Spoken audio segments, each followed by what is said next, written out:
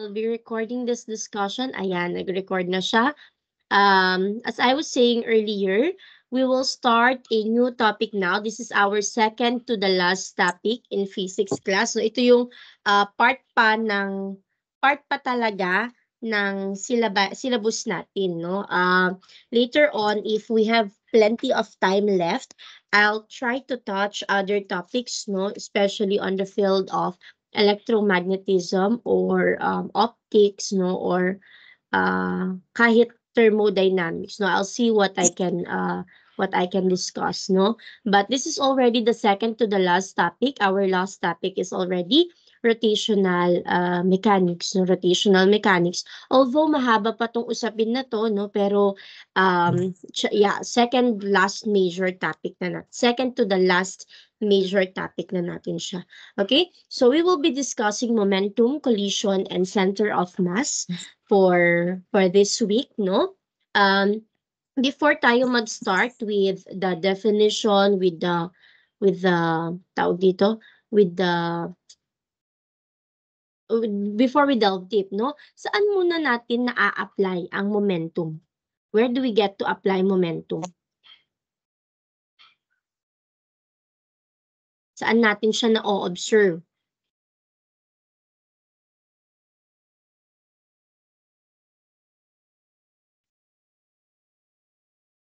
Saan niyo sinasabi or kailan niyo sinasabi na nasa momentum ako or may momentum tayo?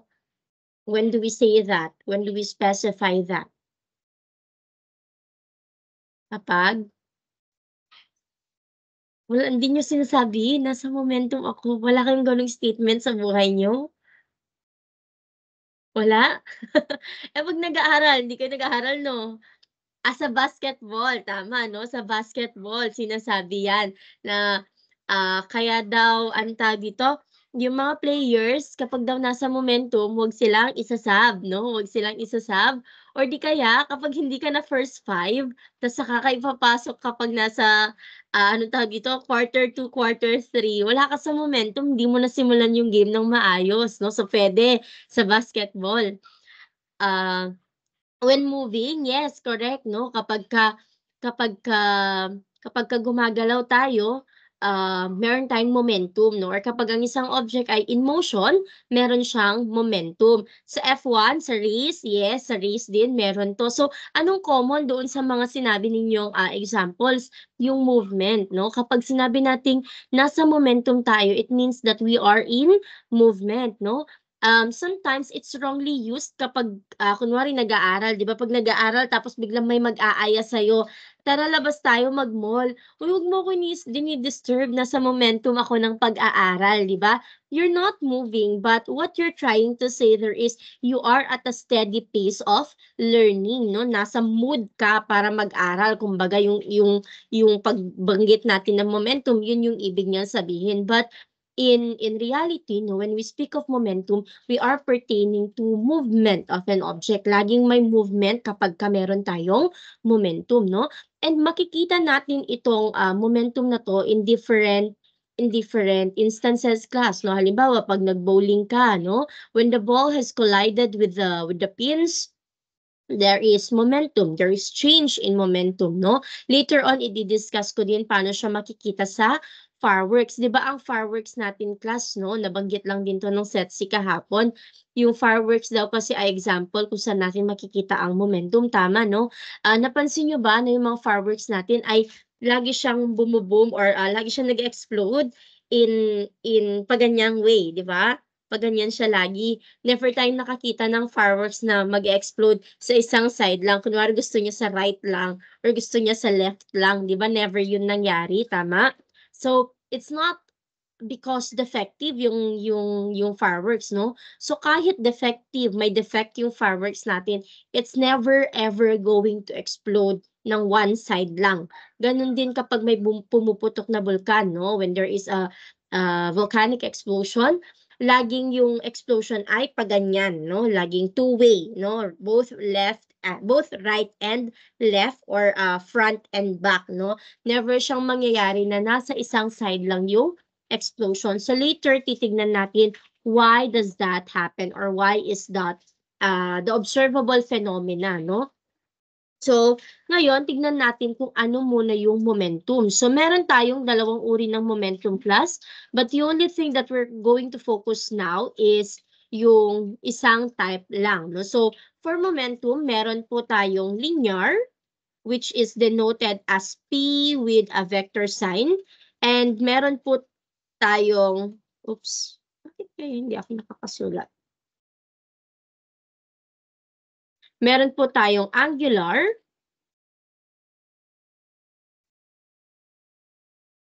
wait lang ha, ayan. Angular, which is denoted as your omega with a vector sign. So dito pa lang class, nakikita natin yung mga notation natin, no? So makikita nyo sa notation, may vector sign. Ibig sabihin, ang momentum ay isang vector quantity, no? Isa siyang vector quantity kasi nga involved dito ang velocity. So we'll start with linear momentum class. So pag sinabi po nating linear momentum, it is the product of the mass and velocity of a particle, no? So, magsisimula po tayo sa definition ng linear momentum natin, which simply is the product of mass and velocity, no? And sabi ko nga kanina, momentum is a vector quantity. Ngayon, class, yung unit ng ating linear momentum is simply kg m per s, no? So kg coming from your mass, m per s coming from your velocity. So wala po siyang shortened version. It's just kg m per s already. Okay? So pag sinabi nating momentum class, katulad ng binanggit ng mga kaklase nyo kanina, it's all about movement. It's all about motion, no? Kasi ang linear momentum is a quantity that describes motion. How much part of the particle or the object is actually in motion, no? What part of the particle is actually in motion? So kung makikita natin kasi dalawang parameter yan. You have your mass and you have your velocity. So kung halimbawa, may magdadrive tayo ng motor, no? Or magdadrive kayo ng sasakyan, at masyado kayong mabilis mag-drive, no? So halimbawa, motor lang, masyadong mabilis mag-drive, tataas yung momentum nyo, di ba? Kasi tumataas yung speed ninyo. Now, if ang dinadrive niyo ay sasakyan, as in car, no? So, meron kayong car kunwari, and even if mababa lang yung speed ninyo, if the car is very heavy, mataas din ang momentum nun. Kasi nga, ang momentum natin, dependent po siya kay mass and velocity. So, halimbawa, class, nasa kalsada ka at tumawid ka. Ngayon, dalawang sasakyan yung approaching to you, no? So, one car is, say for example, motorcycle lang, moving at 20 meters per second.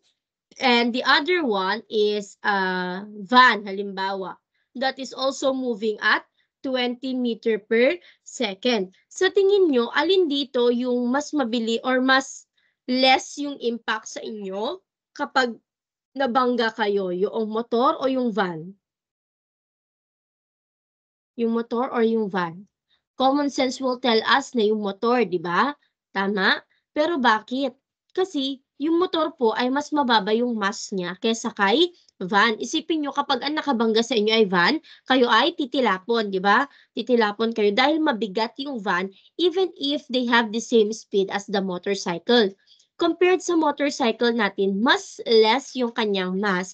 Therefore, less yung pagtilapon ninyo. No? So, yung momentum natin ay proportional siya to two parameters. It's proportional to your mass and it's also proportional to your velocity or to your speed. Okay?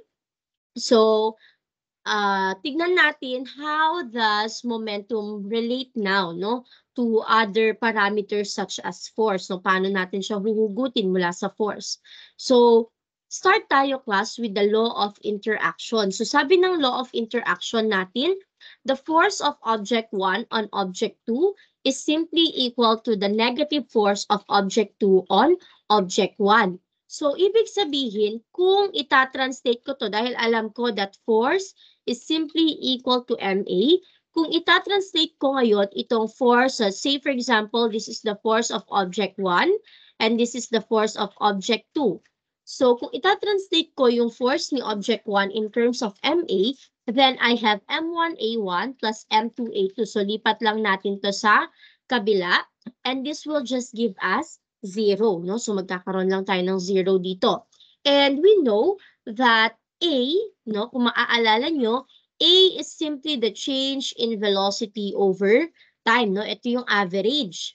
Pero kapag yung instantaneous yung titignan natin, if you remember, you simply have either dv dt or you have the other equation which is second derivative of x with respect to time. Okay? Pero ang kukuhanin natin dito ay si dv dt because we want to relate force to momentum. No? We want to relate force to momentum. So, si A1 ngayon at si A2 ay pwede ko nung isulat as dV1 over dt and dV2 over dt, which means that our equation has now evolved to M1 times the derivative of the velocity with respect to time plus M2 times the derivative of velocity 2 with respect to time equal to 0.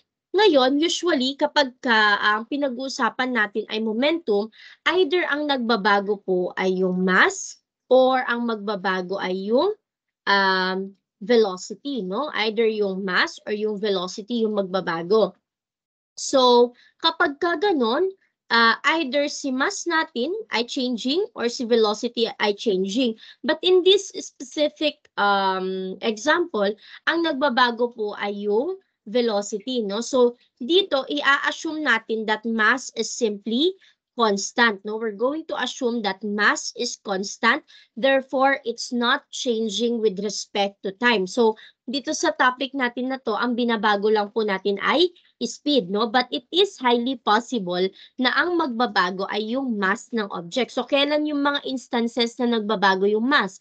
Halimbawa, may isang van na tumatakbo or truck na tumatakbo and meron siyang laman ng mga lugs, halimbawa, no, mga lugs. Now, habang tumatakbo yung truck na yun, sobrang bilis niya, nahuhulog yung lugs. In that case, anong nangyayari sa mass ng buong truck? It's decreasing, di ba? So, habang nababawasan yung mass nung lugs natin or nung truck natin, nagbabago din yung kanyang momentum. Nasusundan po ba natin? Sundan po ba? Okay. So, ganun, no? Pwedeng magbago yung mass natin. Pero madali lang kasi kapag yung mass yung nagbago, no? With respect to time. Pero pag yung velocity yung nagbago with respect to time, nagkakaroon kasi tayo ng acceleration. So, if there is a change in our speed with respect to time, no? And we're going to assume that mass is constant, ibig sabihin, meron ding change sa ating momentum. Pero we'll see how it will affect the entire system. So, dahil constant yung mass, pwede ko lang siyang ipasok dito sa loob ng derivative. It won't matter. Total constant lang din naman siya. So, magkakaroon ako therefore ng d dt or derivative with respect to time of the sum of m1 v1 and m2 v2 equals 0. From this equation alone, no, dito sa naka-highlight nating equation, what does this say about? So, makikita natin M1 V1, M2 V2, which means that if I'm going to shorten this equation, meron tayong d dt and derivative of M1 V1 is basically the momentum 1 plus momentum 2 is equal to 0. So, what does this say about our P1 and our P2? Kumbaga, anong ibig sabihin therefore if the derivative of the momentum is 0? Anong meron sa momentum natin kung ganon? Kung ang derivative ng sum ng momentum ay 0, then what can we say about P1 and P2? Anyone?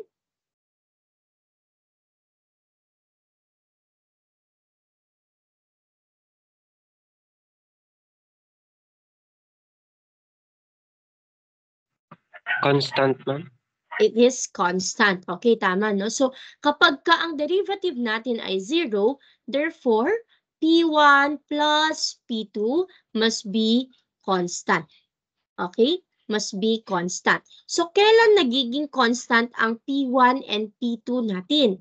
Again, kung babalikan natin yung ating unang assumption from this derivation, inassume natin that F12 is equal to negative F21, that the system interacting is only object 1 and object 2, no? Yun yung assumption natin, kaya ang nangyari ay P1 plus P2 gave us a constant value. Kasi the assumption is, wait lang po.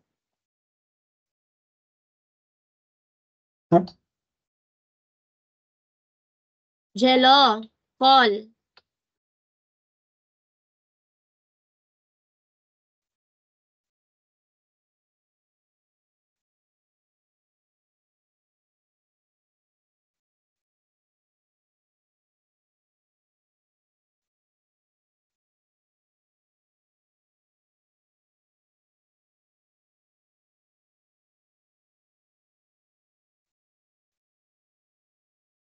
Okay, balik tayo, no? Sorry.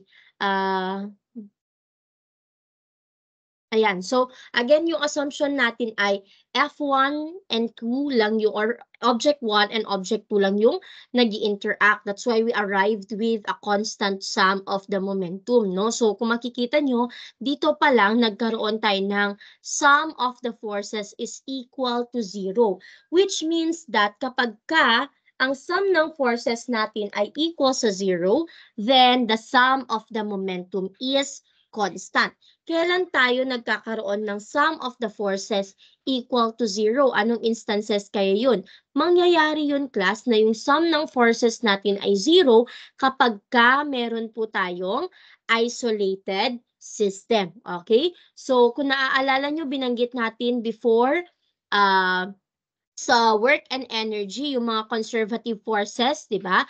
Almost synonymous siya dito, only that when we speak of isolated system, ang ibig pong sabihin niyan ay wala pong external force, no? Walang external force na nag-a-act sa system natin. Ibig sabihin, the net force here in this system is 0. So, I was saying earlier, last time sa work and energy natin, pinag-usapan natin kung conservative ba yung force or non-conservative yung force. Pero dito po sa isolated system natin, we don't care if the force is conservative or hindi siya conservative, no? So, ang point lang natin sa isolated system, class, is the net force 0? Yun lang, di ba? Net force ba natin 0? Wala tayong pakialam kung ano yung forces na nangyayari sa loob, no? We don't care if the forces are conservative or non-conservative. So, kapag conservative, non-conservative yung pinag-uusapan natin, we are pertaining to work and energy. Pero kung ang pinag-uusapan natin ay net force 0 or there is net external force, we are talking about the momentum of a system. Okay, again, uulitin natin, class, dito sa isolated system natin, we did not specify whether the forces are conservative or non-conservative. Ang focus lang natin, ang alam lang natin, net force is 0 and that makes the system isolated. Okay? So, sinabi na natin to kanina, P1 plus P2 is constant. Therefore, kung ang P1 and P2 natin ay constant, no? Galing tayo sa previous derivation earlier.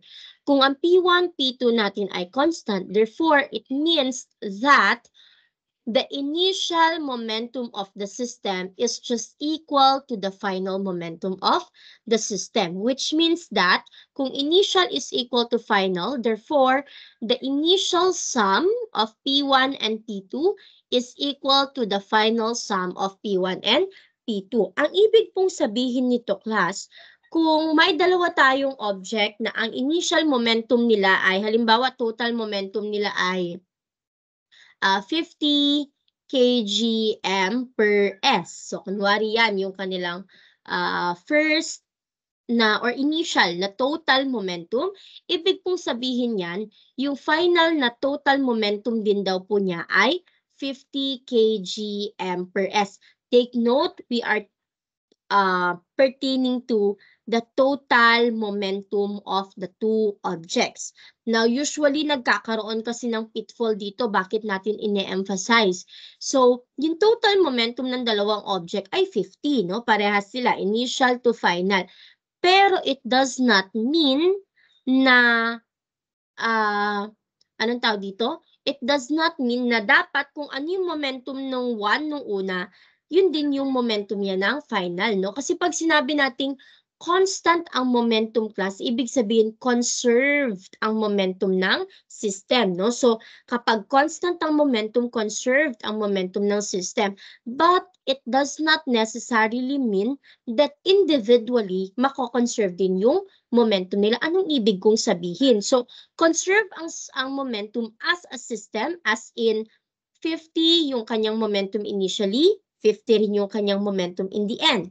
Pero kung initially, ang momentum ni object 1, say for example, is 20, at ang momentum ni object 2, say for example, initially ay 30, hindi po ibig sabihin na pagdating niya ng final, ito ay magiging 20 pa rin. Hindi na po ganun, no? Pwedeng mangyari ay ito yung magiging 30, tapos ito yung magiging 20, no? So, ang point dito ay kapag meron tayong constant or pag meron tayong isolated system, constant ang total momentum, ibig sabihin conserved ang total momentum, ang tinutukoy po natin total momentum lang, no? So as a group, as a system, conserve yung momentum niya, pero individually, hindi po nako-conserve ang momentum. So makikita natin dito from 20, naging 30 siya, or from 30, naging 20 siya.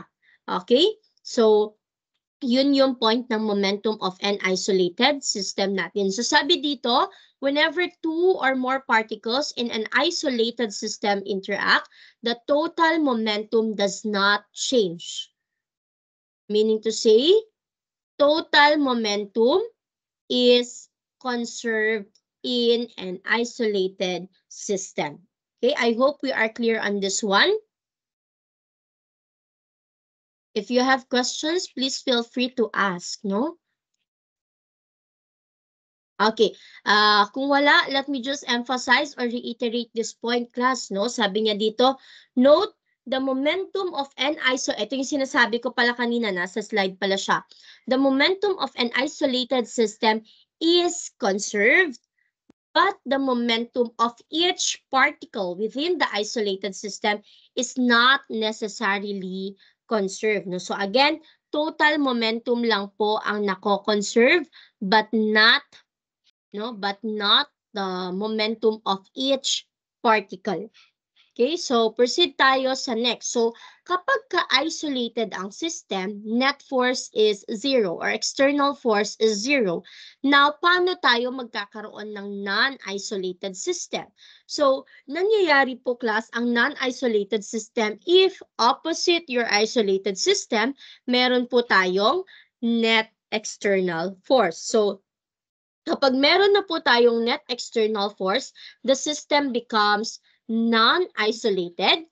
And kapag naging non-isolated na po siya, sinabi po dito, the change in the total momentum of the system becomes equal to the total impulse on the system. So kapag po, anong tawag dito? Kapag po non-isolated na yung system natin, ibig sabihin there is a net external force that has act on the system, no? Or a net external force has acted on the system, ang mangyayari po dyan ay mareretain pa rin ba yung momentum? Mareretain pa rin ba yung momentum ng system natin pag meron ng net external force?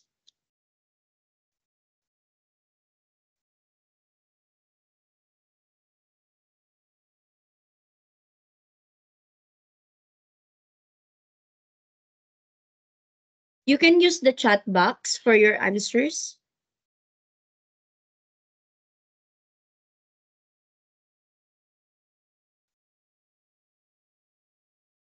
No, okay, hindi na, tama, no? Hindi na siya mareretain at all. So, ang mangyayari po kapag ganon, kapag meron tayong net external force, meron na tayong, so, net external force is not equal to 0. Therefore, there is a change in momentum. Okay? Kapag meron tayong net external force, ibig sabihin nun, there is a change in momentum. So, sinabi ko na rin to kanina, a non-isolated system exists when there is a net force acting on the system for a time interval. Ibig sabihin ka, halimbawa sa volleyball, no? So, kunwari, tinapon na ni Valdez yung bola. So, yung bola, may initial momentum na, no? May momentum na siya. Ngayon, from the other side, no? May nag-hit nung ball. So, there is a net external force, no? Nung nagkaroon ng net external force, anong nangyari doon sa bola? 'Di ba? Nag-change siya ng direction, tama? Nag-change siya ng direction. Dahil may change in direction, ibig sabihin nun, there is a change in momentum. So, yung bola, halimbawa, originally moving towards this direction. Ngayon, hinit siya ng kabilang grupo, so the ball now will go towards the other direction and has another speed already, no? So, hindi po pwede, class, na tinapon yung bola, so papunta yung bola initially dito, tapos hinit na nga siya ng kalaban, natamaan, pero yung bola, dumiretso pa rin sa kung saan niya gustong dumiretso. It's not possible, no? Once there is a net external force that acts on a system, the object changes direction, changes speed, or changes mass, and therefore there is a change in momentum. Okay? Kaya may change in momentum. By the way, class, kung ano ang direction ng velocity, yun din po ang direction ng momentum. Again, kung saan ang direction ng velocity, yun din ang direction ng momentum natin. Okay, next. So, sabi dito, bakit nagkakaroon ng change in momentum? Kasi ang nangyayari is that the momentum is being transferred to the system by the means of the net force. So, nung nag-apply ka ng net force, ang nangyari ay change mo yung momentum, and so the momentum of your hand, no, hitting the ball, is transferred to the system. Again, class, by means of net force, and this net force, wala tayong pakialam kung conservative siya or non-conservative. Okay, so we don't care if it's conservative or non-conservative. Ngayon, itong change in momentum na tinatawag natin, class, this is called your impulse. Okay? Impulse is denoted as J and has the same unit as our momentum. Pero pag momentum kasi, as in yung P lang siya, pag change in momentum na, instead of saying change in momentum, we can say impulse, no? So si impulse ay basically change in momentum. Pag sinabi nating impulse, anong pumapasok sa isip natin?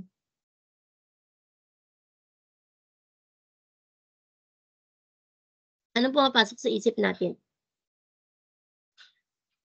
Wait, let me just go to the teams. Pintig. Pulse yun eh. Impulse ka ko. Di ba pintig is, the pintig of the heart is beat. Pintig of this one is pulso. Di ba? Impulse is biglaan. Tama, no? Biglaan ang impulse. Di ba pag sinasabi natin, impulsive buying, di ba? Impulse decisions, biglaan. Okay? Biglaan ang ibig sabihin, no? Hindi pinag-isipan, kumbaga. So, parang ganun din yung impulse dito, class, no? Nag-apply lang ng konting force, nag-iba na, no? Biglang iba na yung direction ng object, biglang iba na yung momentum ng object. That is impulse, class, no? Madalian siya, kumbaga. So, biglaan, ibig sabihin, short period of time only ang kailangan niya to change. So, ganun din yung impulse of a net force, no? The impulse of a net force is not a property of the particle. Minsan kasi, class, parang hindi ko alam kung hindi nagagrasp ng mga bata, ng mga estudyante, yung ibig sabihin ng impulse, no? Pero pag pinag-usapan po natin ang impulse, hindi po siya property, hindi siya innateness ng particle. It is a measure of the degree of intensity. Wait lang, let me just charge my device. It is a measure of the degree of change to which an external force changes the particle's momentum. Okay? So, pag sinabi nating impulse, hindi siya pag-aari ng particle. It's not the innateness of the particle, no? It's an intensity, it's a degree to which an external force changes the particle's momentum. So, kumbaga, si impulse ay mas associated pa kay external force kaysa kay particle. That's why we usually say impulse of the force. Okay? Impulse of the force yung tinutukoy natin dito. Hindi impulse ng particle. So, maling sabihin na what's the impulse of the particle. We say what's the impulse of the force on the particle. Okay? So, ano tong impulse na sinasabi natin, no? Sabi dito, the change in the total momentum of the system is equal to the total impulse. Ibig sabihin, you have your J, this is your impulse, is equal to the change in the momentum, which is equal to delta P. Ito na po ngayon yung ating impulse momentum theorem. Okay, so later makikita nyo ulit to. So J delta P is equal to our impulse momentum theorem. Pero paano natin titignan itong impulse na to or itong change in momentum na to? So, ang nangyari dito, di ba, may net external force, no? And syempre, yung net external force na yan, kunwari doon sa bola, no? Is it constant? Was it constant? Kapag hinit yung bola, constant ba yung force na maa-apply doon? So, nagpa-volleyball ba kayo? Di ba may point doon na parang, eto yung bola, pag hinit mo, sobrang lakas dito sa point na to, pero di ba parang may follow through ka pa na parang isasama mo tong tip ng hand mo, no? So when hit here, malakas, and then pagka push mong ganyan, medyo may tapik ka pang ganyan. So there is a varying force, correct? Tama ba ako? Or nagfi-feeling, hindi ako naglalaro class, nanonood lang ako ng volleyball. So, I don't know how it's really done, no? Pero feeling ko ganun siya. Nakikita ko kasi yung parang pa-follow through nila pag tumatapik sila ng bola, no? Pag naglalaro yung cream line. So, ganun, no? So, may follow through, kumbaga. Hindi ko alam kung tama yung term. Pero, the point is, there is a change, no? In the amount of force that is being applied. So kapag may change yung force natin, ibig sabihin, hindi tayo pwedeng magkaroon lang ng linear na graph. So dito na naman po tayo sa graph natin, class, no? So kung meron tayo halimbawang FT graph, no? FT graph, you have the net force here and the time here from T naught to a T final, no? So pwedeng ang mangyari ay initially mababa yung force mo, pero at some point, tataas yung force and then bababa ulit, no? As the object changes momentum. So, meron tayong bell curve to represent the impulse of the force on the particle, no? So, impulse imparted to the particle by the force is area under the curve. Pang ilang area under the curve na usapan na natin to. Again, pag meron tayong area under the curve, kung naaalala nyo si work dati, di ba? Yung work natin dati, ganito yung graph niya. Ano na ba yun? Parang paganyan yata, yung graph ng work natin na varying force noon.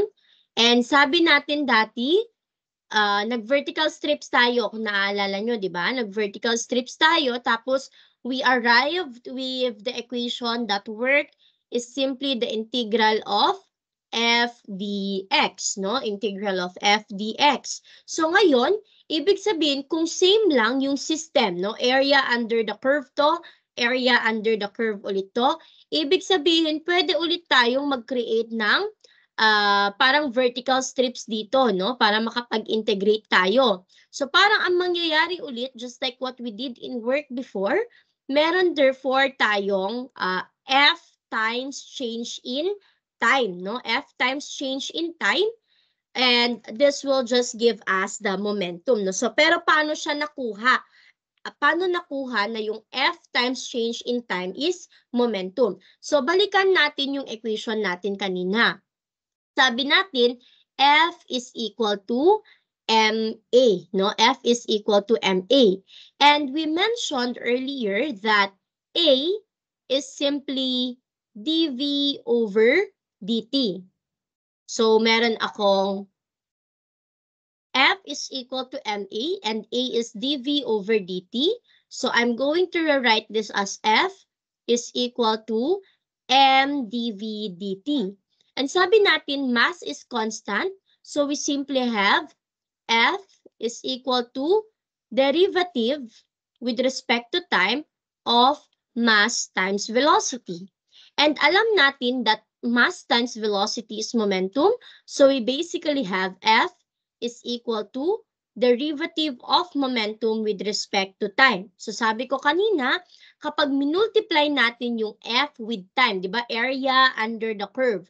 So net force times change in time, sabi ko kanina, this will give us momentum. And saan natin yun nakuha? Mula po yun dito sa derivation na to. So kung titignan po natin to, you have F dt is equal to dP. Okay? So ibig sabihin, ang mabibigay sa atin ng area under the curve ng FT graph is momentum. Last time po sa work and energy natin, ang binigay ng Fx graph ay work. Okay? So Fx graph, work. Ft graph ay change in momentum or impulse. Nakakasunod po ba tayo? Nasundan po ba? So, baka magkalituan, no? Halimbawa, may graph later on sa exam. So, yung napakita kunwari sa graph ay FT graph. So, pag FT graph, ang pinapasolve po doon ay automatically impulse. Pag Fx graph naman, automatically po ang pinapasolve doon ay work. Okay? So, I hope malinaw tayo doon. So, ayan, ganyan siya. So, ang equation natin therefore is F dt is equal to the derivative of the momentum. Sabi natin kanina, pwede tayong mag-create ng vertical strips, no? So, paulit-ulit na to, vertical and horizontal strips ninyo. So, ibig sabihin, kung pwede ko tong gawan ng vertical strips katulad ng work nung nakaraan, ibig sabihin pwede akong mag-integrate, no? So, integral of F dt from t naught, so ito yung t naught, yung initial, to a final time t is simply equal to the change in my momentum. And again, itong change in momentum, ayan pala, itong change ng momentum na to is the impulse of the net force. Okay? So it's the impulse of the net force. However, class, for a varying force, kasi ito, graph of varying force ito, no? So kapag nagva-vary yung force natin all throughout, parang napakahirap mag-solve ng impulse, no? Kasi syempre mag-i-integrate pa kayo, ganun. Now, what if we try to just get one value of force, no? So paano natin kukuhanin yung one value of force? So instead of going from 0 to a value of F, what if I just get the average, no? What if I just get the average of the total net force acting on the system? In that way, pag meron akong average class, may iisa akong value. Kasi di ba ang average, just one value siya, di ba? So, if I get the average of the net force, meron lang akong net average force, which is a one value force, no? So, kung iisa lang yung value ko class, ibig sabihin, pwede kong, instead na meron akong bell curve dyan, mare-reduce yung aking system into a rectangle. In that way, mas madali kong makuha yung F times delta T. So kung naaalala nyo din sa work before, nag-start tayo sa constant force, di ba? Kung naalala nyo yung constant force natin, rectangle lang siya. Tapos nung varying force na tayo, nagkaroon tayo ng curve. Ngayon dito, nag-start tayo mag-introduce ng varying force, kaya meron tayo initial na curve. Pero gusto kong i-reduce yung system, gusto kong gawing average force na lang para ang graph ko lang ay rectangle. Again, this is still FT graph. Okay, this is still FT graph. So ngayon, yung average force na yan, this is the net force average that the force has imparted to your particle. So ang mangyayari ngayon, instead na ang equation ko ay F dt na lang with, is equal to delta P. Itong F na net force ay gagawin ko ng average force. No? So magiging average force siya is equal to delta T. So ito yung dati, but now it is synonymous to this one. No? F delta T is equal to integral of your F dt. So parehas na lang sila, only that the force here is in terms of average. Okay? So ngayon, sinabi ko din kanina that you have your impulse momentum theorem. The J is equal to delta P. So medyo madaming formula, but we can, anong tawag dito? We can actually derive it from J is delta P. So let me just show you. So ito yung mga formula natin for impulse momentum. So you have J is equal to delta P. Ito yung pinakauna natin. Momentum impulse theorem, no? And sabi natin, si J natin is the impulse which is simply equal to change in momentum. So ibig sabihin, this is M2V2 minus M1V1 kasi change in momentum siya. Ngayon, sabi din natin kanina, delta P is equal to F delta T. Sabi natin kanina, delta P is F delta T. Galing dito sa graph natin. Therefore, I can also write this third equation as J is equal to F delta T. And I can rewrite the third equation again, class, as M2V2 minus M1V1 is equal to F delta T. So, ito na lahat yung equations natin that involves momentum and impulse. You can take a screenshot, class, before we proceed to the next part. So, hindi naman necessary na kailangan yung i-memorize lahat, no? Kahit yung first two lang yung kailangan nyo dyan, and then derive na lang, no? Madali lang namang mag-derive. Questions po or clarifications? Sino po yung hindi naka-mute?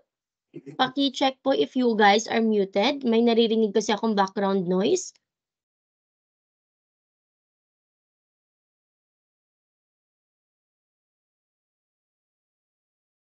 Ayan, wala na. Questions po or clarifications? Wala? I hope you guys are still there. Baka wala na akong kausap, bukod kay Krypton kasi naka-on cam siya.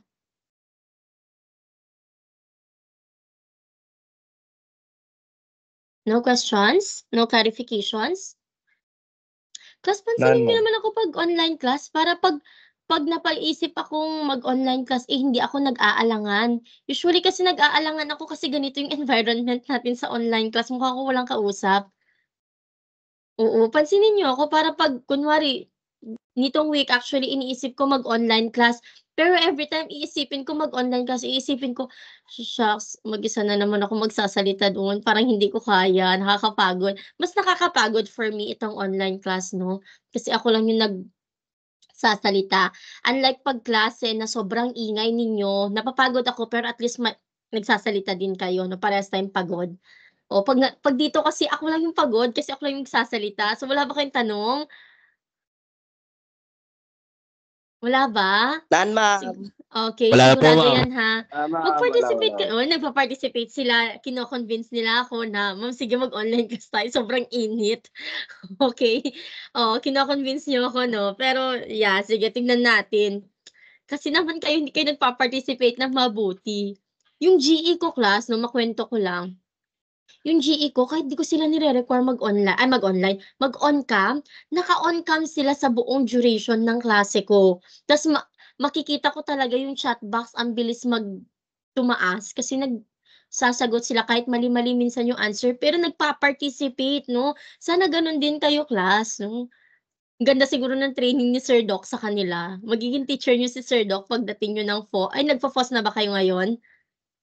Wala pa?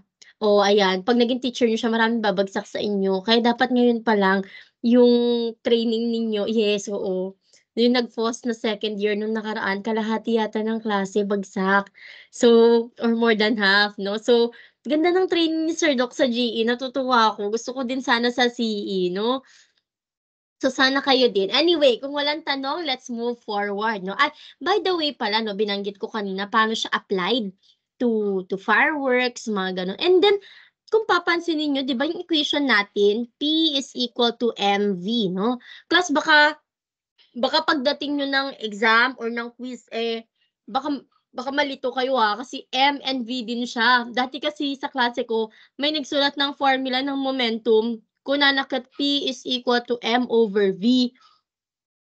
Anong equation to? Diba this is your density is mass over volume. Hindi dahil same yung character nila class, same yung, kumbaga same yung tao nila, M at V, yun na din yun. So, P is equal to M over V, that is your density.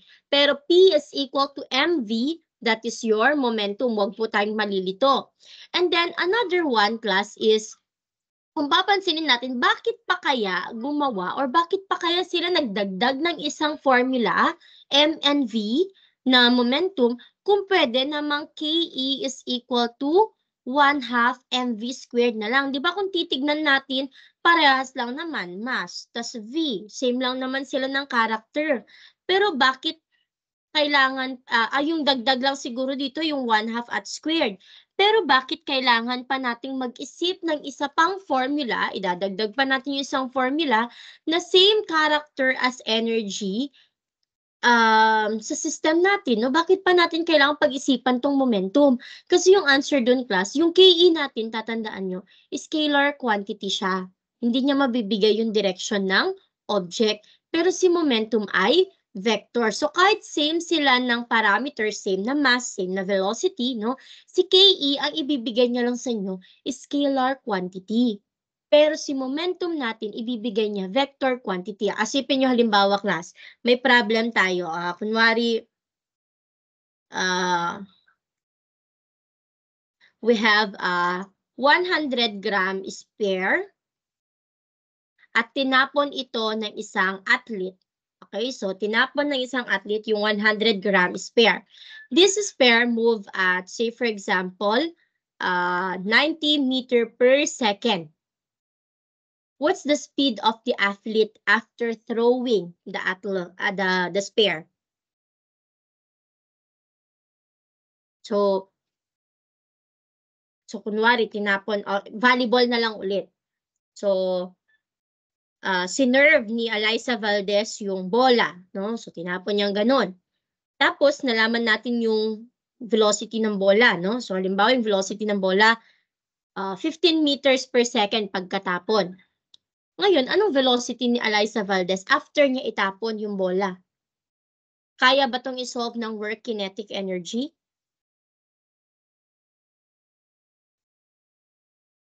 Kaya ba?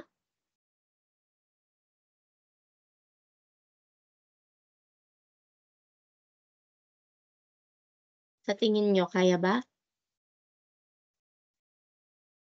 Pag ganun yung given, ano daw ang velocity ni Alyssa Valdez? Kaya ba natin isolve gamit ang work kinetic? Ako na nga lang sasagot. Kinematics. Paano sa kinematics? Ano increasing?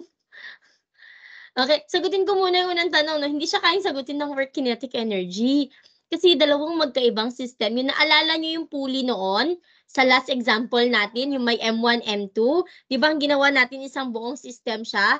Hindi ko pwedeng gawing isang buong system si Alyssa Valdez at saka yung bola. Kasi maghihiwalay na sila, tapos mahihit na ng kalaban yung bola natin. So, hindi sila isang system. They are isolated systems on their own. So, hindi ko siya pwedeng isolve gamit ang work kinetic. O, pag yung kinematics daw, sige, pag-isipan natin, kinematics.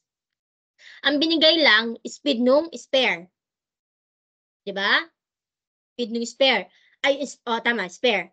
Or speed nung bola, kako sana. So, yung bola, magpo-projectile. Pwede alam natin AY, di ba? Alam natin acceleration due to gravity. So, meron na tayong acceleration due to gravity, may velocity na tayo ng spare. O paano mo kukunin yung velocity ni Eliza Valdez doon, spare yung details. Bakit nag-free fall ba si Eliza Valdez? Hindi, di ba? So, hindi natin siya kayang kuhanin ng kinematics. So, ginawa yung momentum class kahit dagdag problema lang siya kasi pag-iisipan mo pa ng formula, ng derivation, ginawa siya class, dinerive siya kasi may mga problems na hindi masosolve ang kinematics at energy. Kasi class, kung gaano ka-fundamental ang energy, mas fundamental ang momentum. Sa lahat ng instances, class, momentum is conserved. Elastic, inelastic man yan, momentum is conserved. Pero ang energy, hindi yan always nako-conserve. So makikita natin later on, no? Kung bakit mas sikat kasi si energy, di ba? Kesa kay momentum. Pero mas fundamental ang momentum, mas marami siyang ginogovern. So, halimbawa, dun sa binabanggit ko na fireworks display, di ba? Sabi ko, bakit ang fireworks display laging paganyan siya? Symmetrical, no? Yun yung term. Bakit laging symmetrical ang fireworks display? Bakit hindi lang siya on the right side or on the left side? Kasi class, yung loob ng anong laman ng fireworks natin? Nung container na sinisindihan. Anong laman nun? Pulbura, ma'am. Ano? Pulbura. Oh, powder, di ba? Yung powder na yun ay composed of different chemicals, no? Copper, mga ganun, mga makukulay nating chemicals. So, atomic scale, kumbaga, yung interaction or reaction within that firework container, no? Ngayon, pag in-ignite mo yon, so pagka-ignite mo, may combustion na nangyari, anong mangyayari doon sa particles sa loob ng fireworks natin? So, maa-agitate sila kasi 'di ba, uminit, nagkaroon ng combustion. Pag na-agitate sila, galaw sila ng galaw, ganun, collide sila. And particles ito, atomic particles. So, pag nag-collide sila ng nag-collide, ang collision nila class laging elastic. Pag sinabi nating elastic ang collision, so dalawang particle magkalayo, magko-collide silang ganyan, maghihiwalay silang ganyan. Okay? Laging ganyan ang collision ng elastic. Never siyang mangyayari class na nag-collide sila tapos hindi na sila maghihiwalay, no? Or nag-collide sila tapos sa isang direction lang sila pupunta. Hindi sila parang high school student. Magsi-CR, laging may kasama, ganun, no? So, ang particles natin, pagka-collide, they separate. And they always separate in opposite directions. That's why our fireworks display always appear symmetrical, no? Lagi silang symmetrical. Kaya, yun, no? Di ba kayo nag-wonder? Nung nakikita ko yung mga ganun dati, tinitignan ko, bakit kaya symmetrical lagi yung fireworks, no? May philosopher ko estudyante, sabi niya yung quitis daw. Isang direction lang daw kasi pag pumalya, di ba may quitis class, pag pumalya, hindi siya diretso, nag-horizontal siya. Di ba? Nakakita na ba kayo ng ganun? Oh, pero pansinin niyo kako, kahit nag-horizontal yung quitis na yon, yung antog dito, yung sparks ng fire niya ay paganyan pa rin, di ba? Hindi ka naman makakakita ng quitis na kahit horizontal siya, paganyan lang. Di ba hindi? Never. Tignan nyo, pag malapit na yung Pasko, no? Try nyo, bili kayo ng quitis na defective. Tignan natin kung hindi kayo sumabog. So, tignan nyo kung pagpa-horizontal siya, paganyan pa rin yun, kahit na horizontal yung takbo niya, no?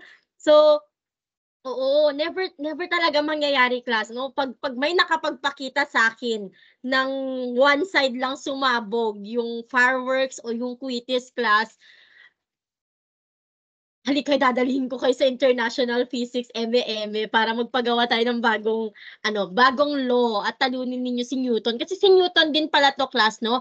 Lahat ng problema natin sa classical physics, si Newton may kasalanan to. Siya nag-isip ng momentum, dito niya dinerive yung formula ng second law natin. So, yun yung mga application ng momentum natin, class, no? Application siya ng momentum. Okay, anyway, meron pa ba akong nakalimutang banggitin about this one? Later on, no, I think mas ma-appreciate nyo siya pag nasa collision na tayo. More on concepts ako ngayon. Next meeting, magsosolve tayo, no? So, another instance class ng momentum, may estudyante ako nabangga last year. Kilala niyo si Bev? Bev din yung pangalan niya, katukayo ko 'no. Kilala niyo yun? So si Bev, nabangga siya sometime second sem, so 'di siya pumasok, nagpa-excuse. Sakto yung topic namin momentum and collision. Loko-loko yung mga kaklase niya, pagbalik hindi siya kinumusta. Sabi sa kanya, "Bev, na-compute mo ba yung momentum mo nung tumilapon ka? Or Bev, na-compute mo ba yung collision speed nung sasakyan?" 'Di ba, tarantadong mga bata. Sana hindi mangyari sa inyo 'no? Then one time class, may nakita kami, nakatambay kami sa tapat ng public live, CSU Andrews last time. May isang bata, aligaga siya, nag-aaral siya sa gitna ng daan. Wait, kuha ako ng notebook. So basa-basa siyang ganyan sa gitna ng daan. Siyempre class, kapag tumatawid kayo, wag po kayong mag-aral, no? Kahit na gaano kayo nahihirapan sa pag-aaral nyo, please when you cross the road, look at the road, no? Look left and right, hindi yung titignan nyo yung binabasa ninyo. So si Ate Aligaga nagbabasa, nagre-review sa gitna ng daan. So ngayon, pagkatawid niya ganyan, eksakto may motorsiklo bumangga sa kanya, ay na ano yung kanyang hip area, no, yung left side ng hip niya. Hindi naman siya yung like tumilapon na nag-roll ganun, pero makikita mo parang na-outbalance siya. Tapos si bakla walang pakialam, nag-review pa rin, ganun. Tapos medyo nakalapit na siya, sabi ko, "Be, okay ka lang ba, kako?" Tapos sabi niya, parang alam mo yung parang nahimasmasan, parang sa kanya lang na-realize, "Ay, nabangga nga pala ako," gano'n 'no. So, buti na lang mabilis yung reflex ng driver class 'no, na napigan niya agad yung brake. Ibig sabihin, hindi siya gano'n kabilis, nagda-drive 'no, kasi napiga agad yung brake, eh. If not kasi, siyempre titilakbon yung estudyante dun. Kaya kayo class, kung nagda-drive kayo or dahil estudyante kayo, 'pag tumatawid kayo, please, when you are driving 'no, hindi dahil walang traffic, eh, kung kumaskas kayo sa daan, eh, akala niyo kayo yung hari, sa inyo na yung kalsada 'no. Please don't do that no. And at the same time, 'pag tumatawid kayo, left and right, tingin kayo, hindi yung biglang mamaya kayo na yung naaksidente 'no. So, at wag sana na habang naaksidente kayo, you solve for your momentum or the collision, 'di ba? Please don't do that. I know I want you to appreciate physics in so many ways, but not in those ways, no? Not in those ways. So anyway, um, before we end, no, may questions or clarifications ba tayo? Next meeting, mag-solve po tayo, no? Mag-solve tayo ng Wala, ma'am. problems. Wala, ayan. Napaka-active. Gusto nilang iparating sa akin, no? Sige na, mag-online na tayo, please. Ano yung sasakyan? Motor lang naman, be. Motor lang. Her mind is so oo, be. Sobra. Yung parang, hindi ko alam kung matatawa ako. Tas yung driver pa nga nung una, parang ang unang reaction nung driver, eh, parang bine-blame niya yung tumawid, which is, well, partially parehas sila may fault 'no. Sabi ko, tanungin mo naman muna kung okey siya, 'di ba? Siyempre mamaya may hindi natin alam, eh, 'no, mamaya malakas pa ring impact, pero mukhang hindi naman kasi hindi niya naman naramdaman, parang G lang siya maglakad, tumakbo pa nga siya after that, eh, baka male-late na siya sa exam. Oo 'no. So kung walang tanong? 'Di ba ang saya ng momentum? It's one of the most unit ng momentum ay kg/s. Wala siyang shortcut class like, hindi ko siya puwedeng express ng joules, gano'n, or hindi siya 'di ba yung iba kunwari yung kgm squared per second squared or kgm per second squared Newton, 'di ba? Pero sa'tin hindi natin siya puwedeng express ng shortened. Yung pinaka-short niya na siguro ay kgm/s. May squared sa Newton. Ang shortest na niya ay ano pa bang isang unit ng Newton second 'no, but not like one letter, walang gano'n 'no. So kgm/s siya or Newton second, yun na yung pinaka-unit niya. Baka mag-open up bigla ma'am kung tanungin oo, baka maiyak siya, struggle sa pag-aaral. Ano yun, parang pre-med course siya sa CSU Andrews. Ang saya po habang just real ano ba, pero masaya yung topic ng momentum 'di ba, like ang daming wonders about it 'no? Mm. May time din parang sabi namin nung nagtuturo pa ako sa high school nito, sumasabog yung Bulkang Taal noon. meron siyang light na explosion. So, sabi ng mga estudyante ko, sila na yung nagcha-chat, sabi nila, "Ma'am, we got a video of the Taal na nag-e-explode. Would you want us to solve the momentum?" Ganun. Parang sa akin, gusto ko lang naman i-observe yung, huwag kayo masyadong nag-fi-feeling kasi baka pati ako hindi ko ma-solve, di ba? So, yun, yung mga application, sana ma-appreciate nyo yun sa momentum. So, anyway, we're almost done, no? Kasi 1 hour 30 minutes na rin tayo. Paki-turn on po yung camera at mag-screenshot lang ulit ako.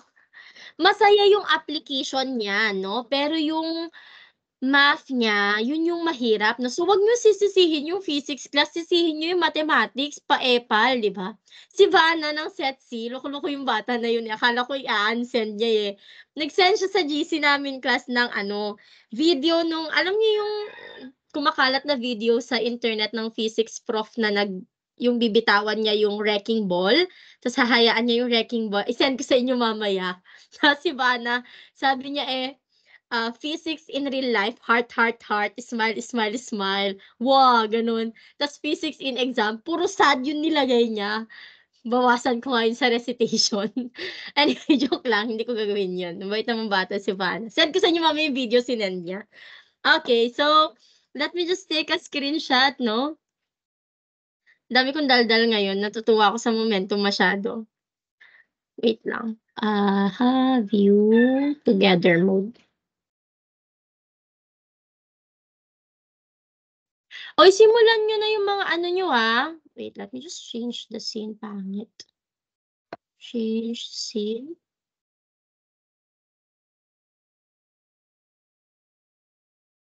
Simulan nyo na class yung inyong lab ha. Ayoko mag-ahol kayo in the future. Smile! Yung groupings din ba yun, ma'am? Yes po, same groupings po siya.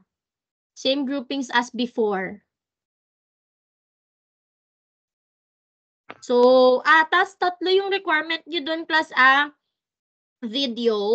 So, alam ko sawang-sawa na kayo sa video, pero kailangan nyo ng video. Tapos, yung lab protocol mismo. And then, the last one is peer evaluation. So, kasi nung nakaraan, may mga estudyante hindi tumutulong sa paggawa ng roller coaster, nakakainis, mga freeloader. Please don't be such liches, no?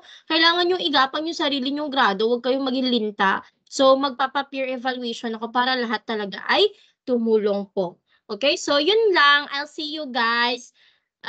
What's our next meeting? For A, it's going to be on Friday. For B, it's Wednesday.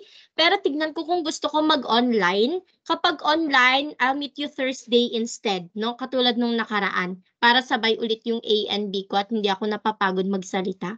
So, bye everyone. Thank you again for participating. Bye, ma'am. Bye, ma'am. Bye-bye. Bye, Bye, ma'am. ma'am. Thank you po. Bye, ma'am. Bye, ma'am. Bye-bye. Yes.